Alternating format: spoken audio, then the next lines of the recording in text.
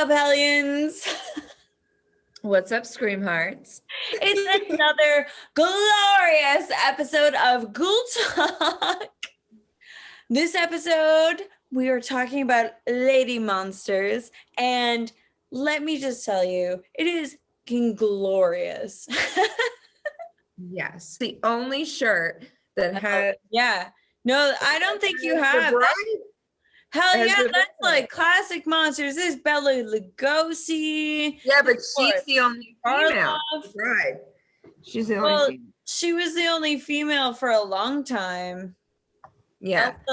Elsa Lancaster.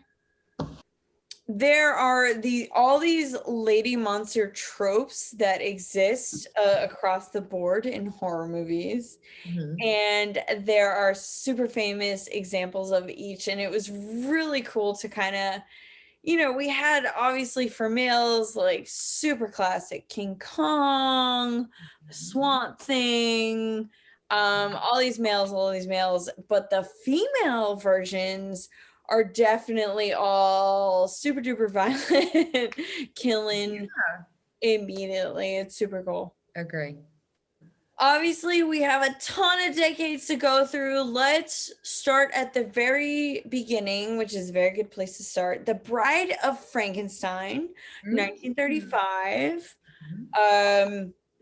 Follow up to the super classic. We're in the black and white era. If you don't know about this yet, you should, because we talk about it often enough. 1935, Bride of Frankenstein. Elsa Lancaster is the bride. And this is great too, because Frankenstein is the doctor and he's got the monster and he's like, build me something that can compare with my feelings. I don't know, when he built the monster, he didn't build it feelings and emotions. He builds the bride and she's like, no, I don't care. Kind of like this Adam and Eve kind of moment where we have, this man who is alone and he doesn't have a companion. He wants a companion, and they makeshift a woman out of it. And then we have the bride. But she is almost, I don't think immediately she's like, F you. I think it's like she's scared of him. It might not be fear, but it's definitely rejection. Like, oh yeah, he says she hate me or something like that. Yeah. I think that the bride, even though she is not this typical, like she's the original female monster in my head. I think in cinematic history, like unless we go to the silent film, 1935. But it's like creation, that dead, we're gonna piece together the perfect woman for you. She was created for a man, and it was a moment of F you. I'm going to be my own woman. I'm going to be a powerhouse, and I am the original monster woman. Woo! Catgirl, 1957. This is awesome. I never saw it. I never saw Catgirl. So there's like a whole thing of horror movie tropes about females being possessed by something. And in Catgirl, she's an heiress and she goes back to her homeland to like inherit whatever, but also there's like a family curse where you turn into the jaguar, and it's just like, it's great. It's like seductive, it's like man-eater stuff. I'm totally into it. When you get your family curse, what would you turn into? So I think in like my family crest, there's like a lion of some sort, but this is going to sound weird. I always wanted to be a duck. So I think I would be a duck, and I would quack around and I would just eat everything, and I would bite people, and I would just poop on shit without your stuff. Yeah, I like doing all that. I like eating and pooping and biting. I do like the flying, but if I'm going to be an apex predator, which I am and want to be, it'd be a jungle cat, like the jaguar or the panther. But I would be an orca, because orca are apex predator as and I joke with the ducks because I collected like ducks my whole life. I always loved ducks. But like I always wanted wings. I always wanted to fly. So I would probably go with like the most badass, like bald eagle. Bald ass eagle. Bald ass eagle. Or like some type of a bird. So it's so cool, this like female transformation in this badass creature. We see it again in Night of the Cobra Woman, 1972, and I love this because like she gets bitten by the cobra and she transforms and she needs like sex and venom to like keep that figure. The fact that there is a female lead that's a person of color and she is powerful and like an interracial relationship in this movie, I like love this. I love this so much. To bring up Adam and Eve, it's like a turn on Adam and Eve, whereas the serpent is not tempting the woman per se. The woman is the serpent and she's tempting the man. So that was left out of a bad ass in this movie. I love this movie too because I have seen this before and it is a trash ass movie, but it is tough.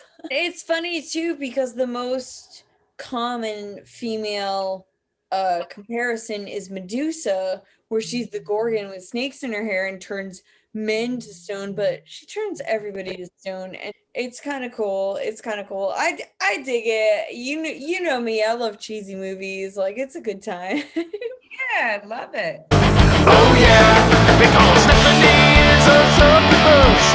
Whoa, whoa. Next up, Species, 1995. This was Natasha Henstrig's film debut, so I'm sure we remember this fairly well. The humans were trying to splice the alien DNA. They think it's a gift. Really, it's not. They're just, as soon as she mates, she's going to take over the species. So the thing that when it comes to lady monsters that I like about this movie is that they made a point to say at some point during the movie that they thought that she should be female because she could manipulate, she could be weak, she could looking. They chose for her to be female for all these different reasons. And it's like, again, what do we do when men choose us? Like, maybe it's you naive humans for thinking the alien subspecies want to work with you peaceably because they don't. This like species kind of sparked like different female villains in our day of alien types, you know. I get it to a point because a lot of times as when it comes to biology, like females are typically smaller and males are larger. I get to say, oh, let's make a meek, tiny woman, especially in like the movie like The Faculty. That is like a Southern belle who to be the alien monster mother. Yeah, that's a classic female monster trope, is like alien mother. I personally love it because they're all fucking man-eaters and they're all destroyers. So it's just like, don't cross me because I will bite your head off. Don't think that you can control me. We're gonna next and last on the list, we're gonna talk about The Witch, 2015. When it comes to a witch in general, we have been hearing these stories of witches since we were in diapers almost. I think, like reading bedtime stories about Hansel and Gretel, and there's always been this witch. So it's about a man, his wife, and their 5 children, I think, in a very Christian kind of family. But eventually it gets to the point where they are accusing the eldest daughter of being a witch. And she's different. She does not believe that she is a witch. And they are all praying. She leaves and she ends up joining a coven.